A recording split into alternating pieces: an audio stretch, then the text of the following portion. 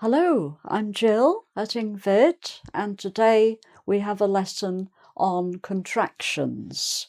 So these are contractions where you have an apostrophe which represents some missing letters, and these are used with pronouns, personal pronouns, and the verb. It can be the verb to be or to have, or others like would and will. And these often happen when people are speaking because it's quicker and easier to say I'm here and you're there, instead of I am here, you are there. It's quicker, but sometimes you do also see them written, printed. For example, if speech is being quoted, if someone's quoting what somebody said, if they said it with contractions or abbreviations, as they're also called, then it would be written that way with the apostrophe. But I've noticed that people sometimes get a bit confused with these. They're not quite sure how to pronounce them. And I've noticed sometimes people actually expand them. So they might say I am or I have when they're reading from printed material, when they should really be saying I'm, I've. So this lesson is to clarify both how to write them and what verbs they represent, because sometimes there are two possibilities. Sometimes here it could be either is or has, which is being abbreviated, and in this column it could be had or it could be would, which is being abbreviated, and you only know from the context. Okay, so let's just go through. I think we'll go a column at a time so that we're staying with the same verb or verbs each time and working through the personal pronouns. Okay, so starting with I'm, which means I am. It's the verb to be. Okay, is the verb to be. So I'm, you're, which means you are. Okay, you're. He's, meaning he is. She's, she is. It's, it is. We're, that's we are. And they're, they are. Okay, so just the pronunciation there, it's important to know.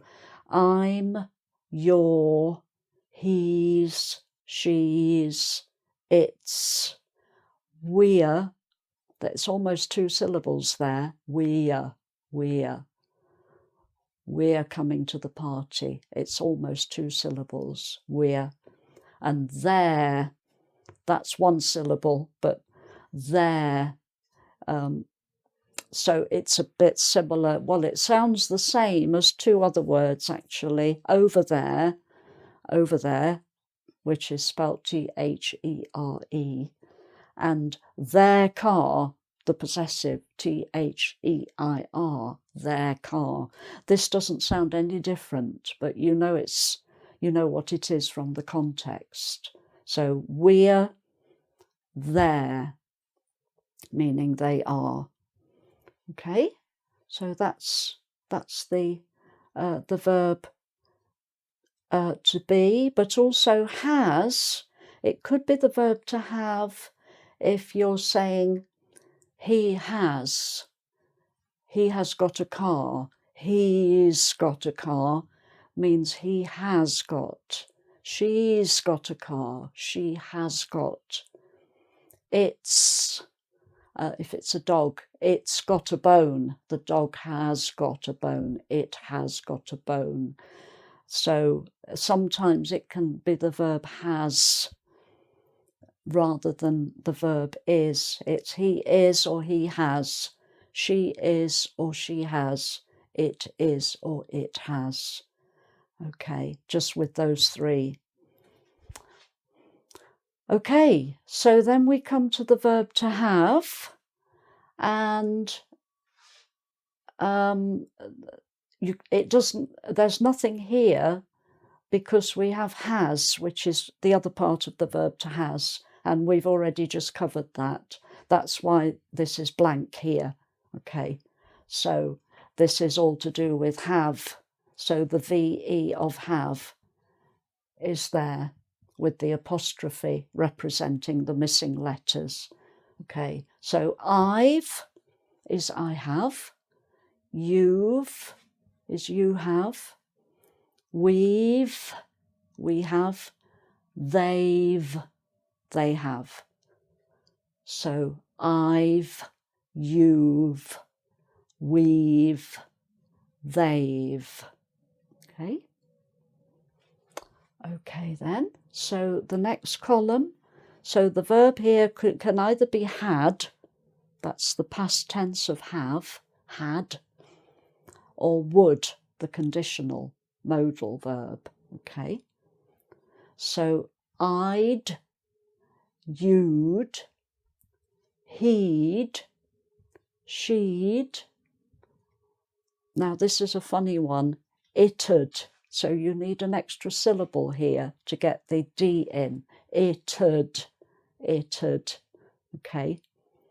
And then back to single syllable again. We'd, they'd. So it could be I had or I would. Okay. You had or you would. He had or he would. She had or she would. It had or it would. We had or we would. They had or they would. Okay, so just again, I'd, you'd, he'd, she'd, it'd, we'd, they'd. Okay, and you only know from the context of the full sentence or the phrase whether it's had or would. Okay. And then finally, with the future, will. So I'll, you'll, he'll. So that's like two syllables really. He'll, she'll, it'll, we'll, they'll.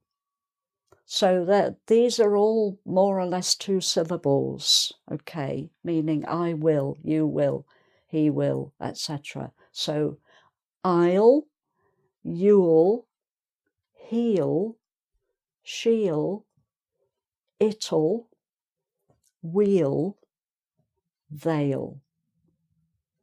Okay, so I hope that helps to clarify how to write them and how to pronounce them and which verbs they're using, because with missing letters you might not know until you look at the context whether it's had or would or is or has. Okay. So there's a quiz that you can do to test your knowledge on this. If you go to engVid.com, give the quiz a try, see how you do. And thank you for watching and hope to see you again soon. Okay, bye for now.